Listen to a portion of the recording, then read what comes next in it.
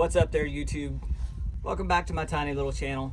Today I'm back on the Foxbody Wagon, and I'm actually swapping out the spindles and the brakes for my 5-lug conversion on the front. I've already done the back. I put the SVO rear end in there. Yes, I know it's a little bit wider than the stock rear end. It's not a big deal. I have wheels that fit. I like the disc brakes. I like the gears. It works for me. Putting on the SN95 front spindles and brakes. They're actually off of a 94, 95 car. You can do it with the newer 96 and up, but the best ones to use are the 94s and 5s. There's a little bit of a difference in the measurement. It's not much, but there is a difference. I happened to luck out and I found a whole setup on eBay.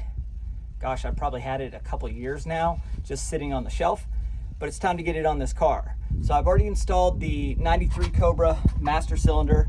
I cleaned up my booster. I also installed a Willwood proportioning valve for the rear brakes. I'm just removing all of the stock 4-lug stuff. You can see, pretty basic. Undoing the brake lines, pulling the calipers off, and then I'm gonna pull the whole rotor assembly off. That'll get me to the spindle, and I can get to work from there.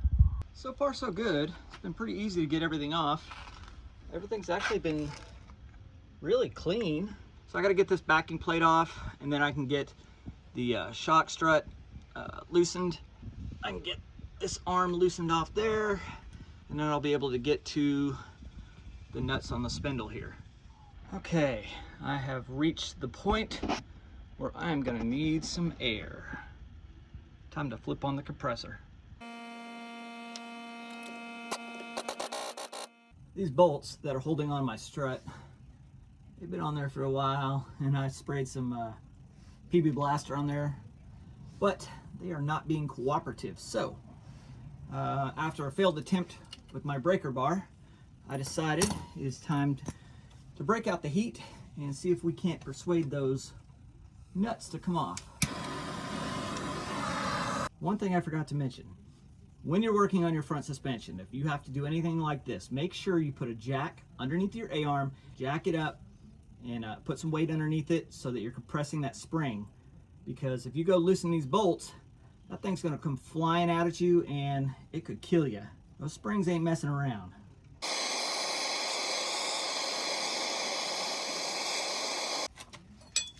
All right, let's see what we got. Hey, there we go. Very nice.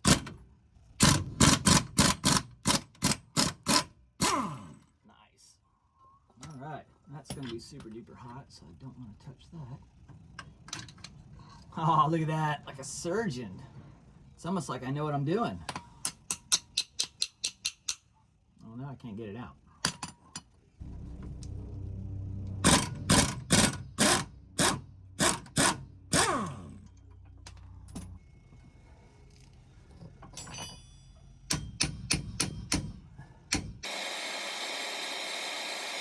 Well, the spindle's off. It didn't go 100% as planned, but then again, none of these projects ever do. I was hoping I could get the spindle off and not damage the ball joint. That didn't work, but that's okay because it is a blessing in disguise. So I'm gonna go ahead and replace the ball joint, but I'm going to use the 94, 95 ball joints. And the difference between the SN95 and the Foxbody ball joints is this distance here. So you can use this one and put that spindle on, but you're gonna have to end up using a ton of washers to take up the space for the castle nut. And I don't wanna do that.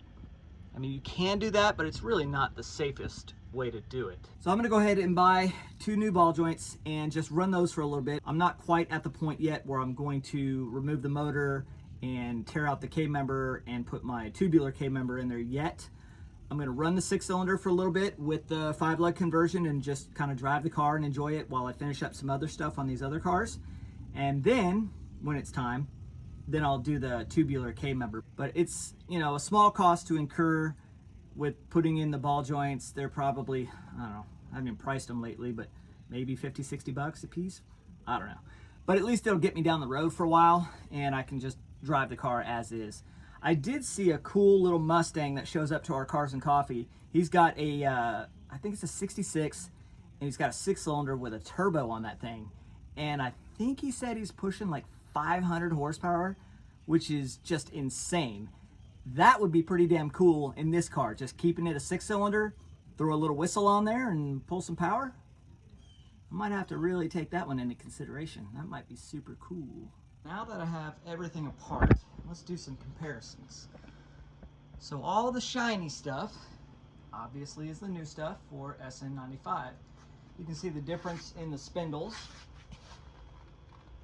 Quite a bit of difference there, really.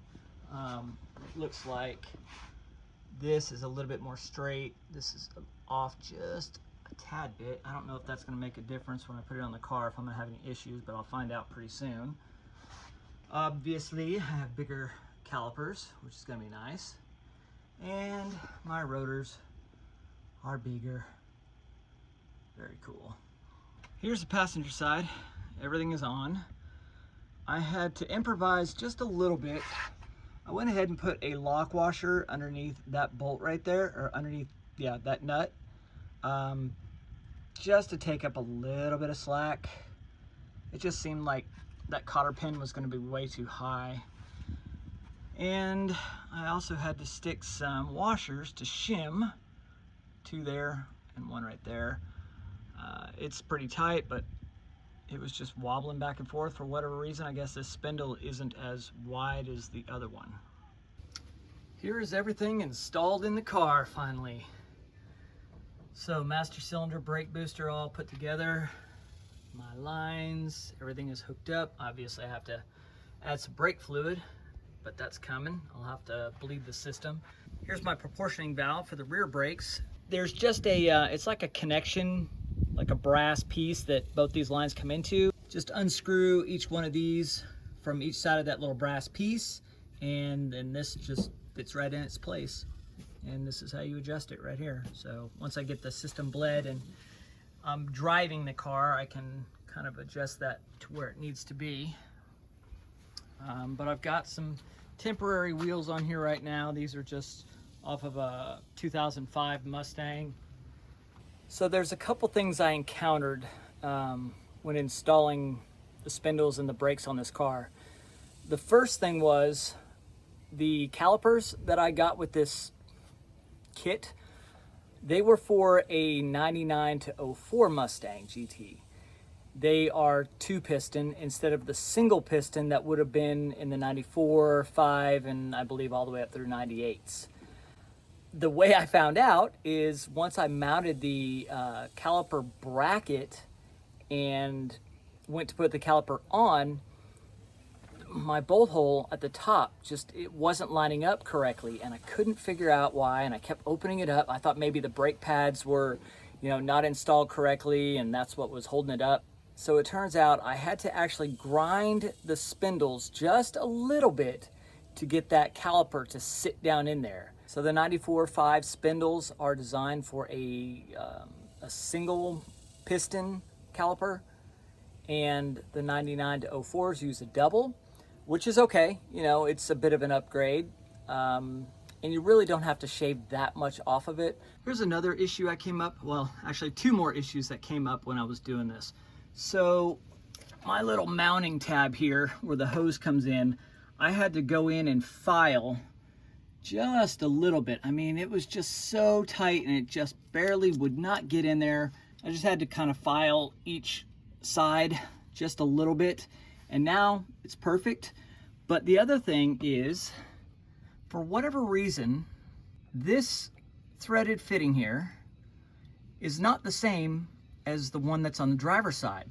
So on the driver's side, this screws into my hose just fine, no issues. But on this side, this is bigger than what the hose accepts. So I had to go and get an adapter. Now it should fit no problem. It's just kind of a pain, right? And it's only on the passenger side. Now I don't know if that's gonna be the same on all of the Fox bodies, and I found it at O'Reilly's. I think it was like $6, and here's the part number. And it just fits together just like that. One other issue for the passenger side, so I have these 94, 95 brake hoses because when I started this project, I thought I had, you know, everything 94, 95, not realizing these were 04. I'm sorry, these were 99 to 04. I bought these from LMR and I had a bunch of stuff shipped to the house. On the driver's side, it works perfectly, no issues. But on the passenger side, you see how this is trimmed down quite a bit on this side only? Well, on the driver's side, it worked out because this side was facing up towards the top of the caliper, where if I put it in right now, this side would be towards the top, and it's not going to fit because I would actually have to trim off that much right there to basically make it look like this. So I'm not going to do that. I'm just going to go and order a passenger side front brake hose from like AutoZone or something and put that in.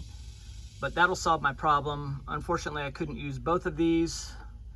It is what it is. This is a giant learning lesson, having to do this, and you know, I wish I had known. I wish I had Googled the part number that was in here and realized that when I first got that kit that I had the wrong stuff.